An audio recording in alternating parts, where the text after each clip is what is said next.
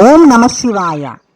రాయచోటి శ్రీ వీరభద్రస్వామి వారి ఆలయంలో వీరభద్రస్వామికి భద్రకాళి అమ్మవారికి ప్రతి పౌర్ణమి రోజున కళ్యాణం నిర్వహిస్తున్నారని తెలిసిందని లాస్ట్ వీడియోలో చెప్పాను కదా. మే 31వ తేదీ సాయంత్రం ఆ కళ్యాణం చూద్దామని నేను గుడికైతే వెళ్ళాను. నేను వెళ్ళినప్పటికే గర్భగుడి ముందున్నటువంటి ప్రాంగణంలో విగ్రహాలను అయితే తెచ్చి పెట్టారు, అలంకరించి పెట్టారు. ఇక చుట్టూ స్వామివారి చుట్టూ అయితే పందిరి అనేది డిజైన్ చేస్తున్నారనమాట. ఆ పందిరి కింద కళ్యాణం జరిగినట్లు చూడ్డానికి, ఆ పందిరి కింద కళ్యాణం చేస్తున్నట్లు పందిరి అయితే కడుతున్నారు. అదే సమయంలోనే సాయంకాలం ప్రదోష వేళలో నిత్యము ఇచ్చే హారతి అయితే మొదలైంది. ఆ హారతి అన్ని చూసుకున్నాను. హారతితో ఆ హారతి వెనుక అన్ని ఉపాలయాల్లో తిరిగి దర్శనం అయితే చేసుకున్నాను. కూడా నందీశ్వరుని అయితే దర్శనం చేసుకున్నాము. ఇలాంటి దేవగన్నేరు చెట్టు ఎండపల్లిలో కూడా ఉంటుందన్నమాట మా గుడి దగ్గర. అది గుర్తొచ్చి ఫోటో తీశాను. ఇక కళ్యాణం 5 గంటలకని ఇచ్చారు, కానీ చాలా లేట్ గా స్టార్ట్ అయింది అనమాట. ఎందుకంటే అప్పుడే దేవాదాయ శాఖలో పనిచేసి రిటైర్ అయినటువంటి కస్తూరి మేడం గారిది రిటైర్మెంట్ ఫంక్షన్ జరుగుతుంది అక్కడ. సో అర్చకులు ఏంటంటే అక్కడ వేద ఆశీర్వచనం చేయాలి కాబట్టి కొద్దిగా కళ్యాణం అనేది 7:20, 7:30కి స్టార్ట్ అయింది అనమాట. 8:30 వరకు అయితే కళ్యాణం జరిగింది. మామూలుగా అయితే 5:30కి అట్లా స్టార్ట్ అయ్యి 6:30, 7 కల్లా అయిపోతుంది అనుకున్నాను. కొద్దిగా లేట్ అయింది అనమాట. ఇలా పూలు ఇవన్నీ అలంకరించిన పందిరి కింద కళ్యాణం అయితే చేశారు.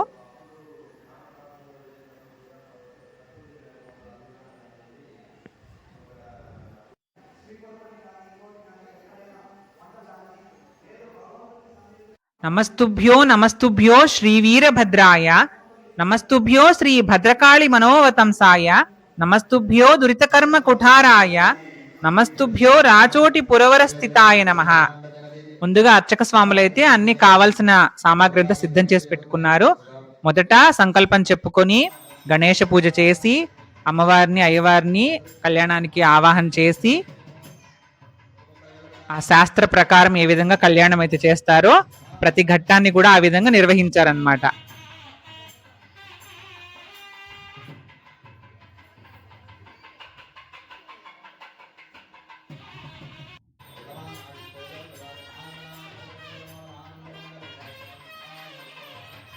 దీక్షా కంకణాన్ని అయితే అర్చక స్వాములు కడుతున్నారనమాట స్వామికి అమ్మవారికి. ఈ కళ్యాణం అప్పుడు ఎటువంటి ఇబ్బందులు రాకుండా దీక్షధారణ అయితే జరుగుతోంది స్వామివారికి అమ్మవారికి కూడా.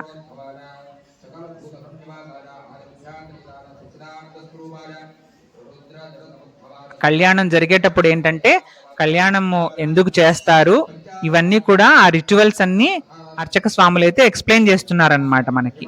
దానివల్ల ఏంటంటే పాయింట్ టు పాయింట్ మనకు తెలుస్తుంది. ఓన్లీ కళ్యాణం చేశారు చూసామని కాకుండా దాని ఇన్నర్ మీనింగ్ ఏంటి అనేది వచ్చిన భక్తులందరికీ తెలుస్తుంది అనమాట. ఇప్పుడు అమ్మవారికి కూడా దీక్షా కంకణ ధారణ అయితే జరిగింది.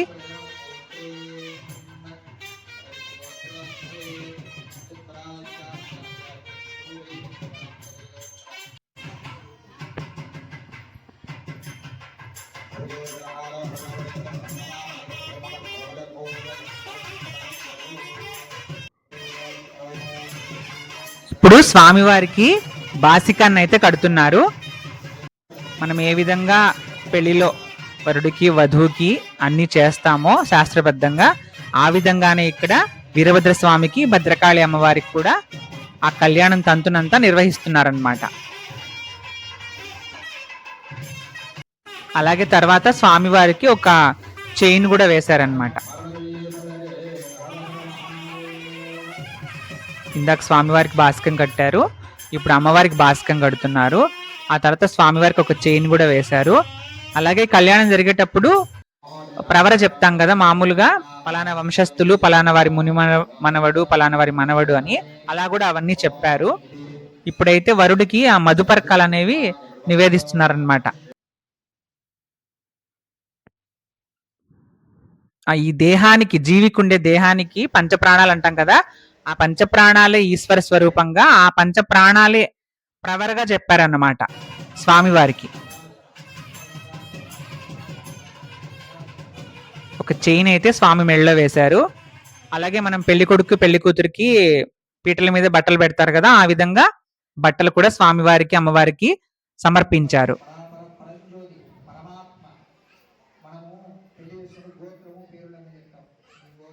శివకుమారుడు వీరభద్రుడు అంటాం కదా. దక్షుడు అహంకారంతో నిరీశ్వర యాగం చేస్తాడనమాట. ఈశ్వరుణ్ణి పిలవకుండా, ఆహ్వానించకుండా ఒక యజ్ఞం చేస్తాడు. అక్కడికి సతీదేవి వెళ్ళి చెప్తుంది, నిరీశ్వర యాగం ఫలించదు, నువ్వు ఈశ్వరుడికి పూజార్హత ఇవ్వాలి అంటే ఆయన ఒప్పుకోడు అహంకారంతో. అప్పుడు సతీదేవి, నేను దాక్షాయణి అనే పేరుతో ఈ దేహాన్ని నేను ఇంక మోయలేను, నా భర్తను గౌరవించినటువంటి తండ్రి పేరుతో ఉన్న ఈ దేహాన్ని, దాక్షాయణి అనే దేహాన్ని నేను మోయలేను, పరమేశ్వరుడు లేకుండా యాగం సఫలం కాదు అని చెప్పి ఆమె దేహత్యాగం చేస్తుంది అనమాట. అప్పుడు పరమేశ్వరుడు ప్రళయతాండవం చేసినట్టు నర్తించి తన జటను, అంటే తన జటాజుటంలో ఉన్న ఒక జటను తీసుకొచ్చి నేల మీద అలా చరిస్తే కోపంలో, అప్పుడు వీరభద్రుడు ఆవిర్భవిస్తాడు. శివుని ఆజ్ఞ మేరకు వచ్చి దక్షయజ్ఞాన్ని ధ్వంసం చేస్తాడు. ఇప్పుడు పెద్ద యుద్ధం జరుగుతుంది అక్కడ ఉన్న వాళ్ళకి, శివగణాలకి కూడా. ఆ తర్వాత దక్షుని శిరస్సు ఖండించి తర్వాత మళ్ళీ దక్షునికి మేష శిరస్సు అయితే అమరుతుందన్నమాట. అది కూడా ఈశ్వరానుగ్రహం వల్లనే. ఆ మేష శిరస్సు అమరి అప్పుడు దక్షుడు తన అహంకారం నుంచి బయటపడి అప్పుడు స్వామిని సేవిస్తాడనమాట. ఈ విధంగా శివకుమారుడిగా ఆ పంచ ప్రాణాలే కూడా ప్రవర అన్నట్టు దేహానికి అవన్నీ చెప్తూ, అమ్మవారు ఏంటంటే ఆ దేహానికి శక్తి స్వరూపం. కదలలేడు కదా, ఏ జీవి అయినా కూడా కదులుతుందంటే శక్తి ఉన్నట్టు. ఆ శక్తి స్వరూపము అమ్మవారు అని చెప్పి అమ్మవారి ప్రవర చెప్పారనమాట. ఈ విధంగా పలానా వాళ్ళ పుత్రిక అన్నట్టు. అవన్నీ చెప్పిన తర్వాత కన్యాదానం అయితే చేస్తారు. ఆ మాంగళ్య గౌరి పూజ చేసి తర్వాత మంగళసూత్ర ధారణ జరుగుతుంది. మంగళసూత్ర ధారణ జరిగిన తర్వాత బ్రహ్మముడి, ఆ తర్వాత తలంబ్రాలు, ఆ తర్వాత మాలికా పరివర్తనం, అంటే ఒకరు వేసుకున్న మాలను ఇంకొకరికి వేయడం అన్నమాట. పెళ్లి కొడుకు పెళ్లి కూతురు మార్చుకుంటారు కదా మాలలు, ఆ విధంగా. అది కూడా ఇవన్నీ శాస్త్రబద్ధంగా జరిగాయి. అంటే కేవలం కళ్యాణం చూద్దామని వెళ్ళిన వాళ్ళకి ఏంటంటే ఈ పాయింట్ టు పాయింట్ ఎక్స్ప్లెయిన్ చేయడం వల్ల తెలుస్తుంది అనమాట అసలు ఏంటి అని.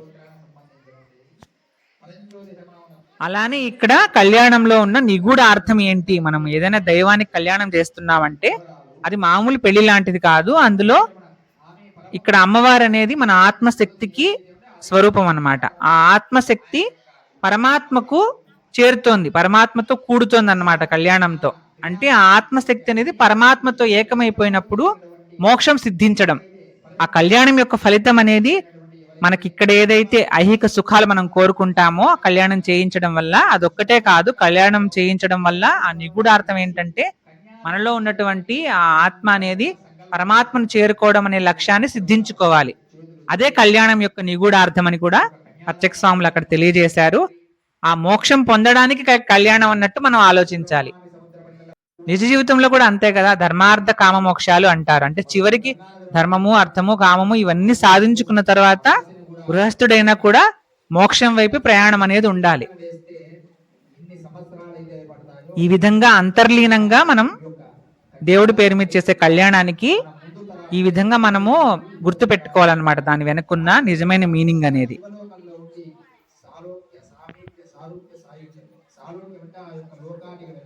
ఈ యొక్క మనస్సు ఎప్పుడు బయట తిరుగుతూ ఉంటుంది. వ్యాపారం అని, ఉద్యోగం అని, డబ్బు అని, కీర్తి అని, కారు గుణాలని, ఇంకోటి ఇట్లా తిరుగుతూ ఉంటుంది మనస్సు. అటువంటి మనస్సును పరమేశ్వరుని చేతిలో పెట్టి ఆత్మ చేతిలో పెట్టాలా. ఆత్మ చేతిలో పెట్టి కన్య దానం చేయాలంటే నీ యొక్క మనస్సును ఆత్మ చేతిలో పెడితే నువ్వు ఆత్మ అయిపోతావు, నీకు మోక్షం వస్తుందని అంతర్గతమైనటువంటి ఉండేది ఈ యొక్క కన్యాదాన రహస్యం అన్నమాట. అందుకని భద్రకాళి సమేత వీరభద్ర స్వామి వారిని మన కన్యాదానం చేయడం ద్వారా మన యొక్క మనస్సు అనగారి ఆత్మలో ఉండి మనము మోక్షం వస్తుందని ఈ యొక్క రహస్యం.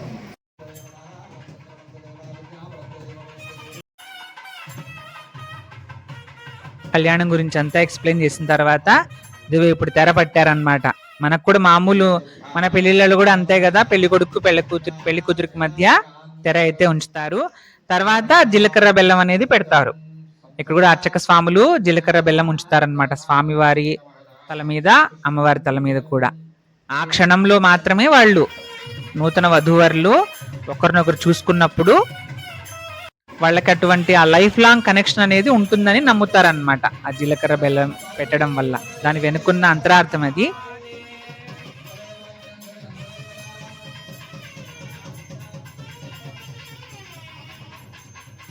మామూలు మన పెళ్లిళ్ళలో కూడా అంతే కదా, జీలకర్ర బెల్లం పెడితే ఆ ముహూర్తం లోపల పెళ్లి అయిపోయినట్టే అనమాట.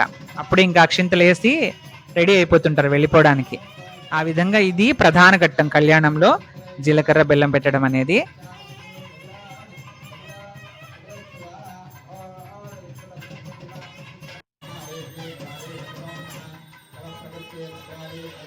అమ్మవారు ధరించబోయే మాంగళ్యానికి ఆ విధంగా హారతిచ్చి తర్వాత మాంగళ్య ధారణ అయితే జరిగింది. మనకు ఫస్ట్ లో కూడా సంకల్పం చెప్పించారు. మళ్ళీ మాంగళ్య ధారణ జరిగేటప్పుడు కూడా ఒక డిఫరెంట్ సంకల్పం అయితే చెప్పించారనమాట. అంటే ఆ మాంగళ్య శక్తి గురించి వివిధ దేవతల పేర్లు చెప్తూ ఒక సంకల్పం చెప్పించారు.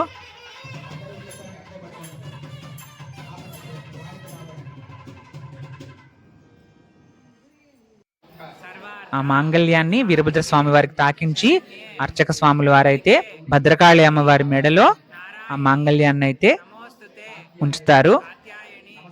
నమస్తుభ్యం శంకర ప్రియభామిని వివాహ భాగ్యం ఆరోగ్యం పుత్రలాభంచ దేహి మే మహాలక్ష్మి నమస్తుభ్యం కేశవ ప్రియభామిని వివాహ భాగ్యం ఆరోగ్యం పుత్రలాభంచ దేహి మే శచీదేవి నమస్తుభ్యం వాసవ ప్రాణవల్లభే వివాహ భాగ్యం ఆరోగ్యం పుత్రలాభంచ దేహి మే.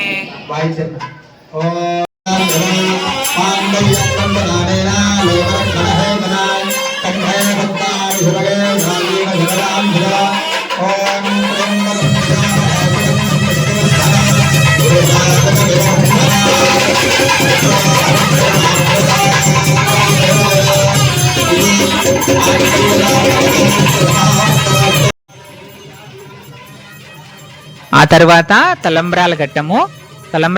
తలంబ్రాల సమయంలో ఎప్పుడైనా కూడా ఈ పాటి అన్నమయ్య కీర్తన అనేది మనకు అన్ని చోట్ల వినిపిస్తుంది అనమాట. పిడికిట తలంబ్రాల పెళ్లి కూతురు అని. అదే మంగళవాయిద్యాల వాళ్ళు, మంగళవాయిద్యం వాయించే వాళ్ళు రాగయుక్తంగా దాన్ని అయితే వాయించారు.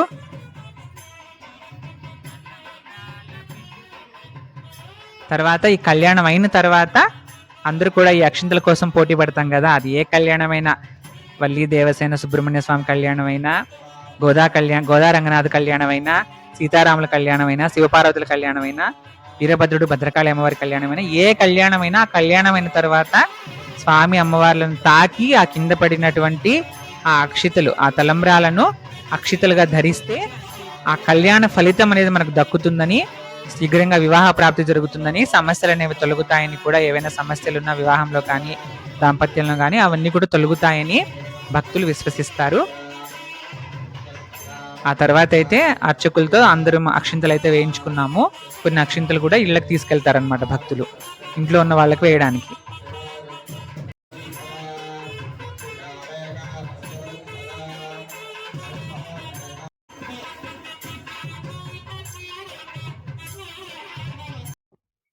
ఆ తర్వాత మాలికా పరివర్తనము.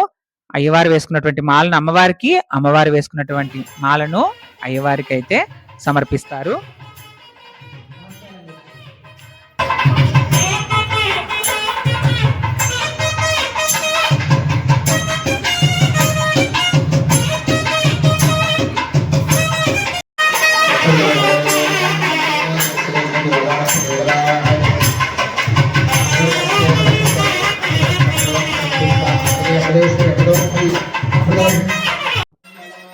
తర్వాత అమ్మవారికి అయ్యవారికి హారతి అయితే ఇచ్చారు.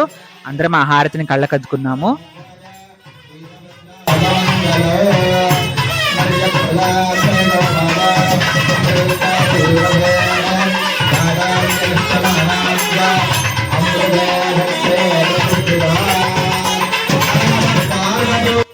ఆ కళ్యాణం చేయించుకున్న కుటుంబ సభ్యులకు ఆ దంపతులకు ఆశీర్వచనం అందించి వాళ్ళకు తీర్థ ప్రసాదాలు ఇచ్చి తర్వాత అందరికీ కూడా అక్షింతలు అయితే వేసి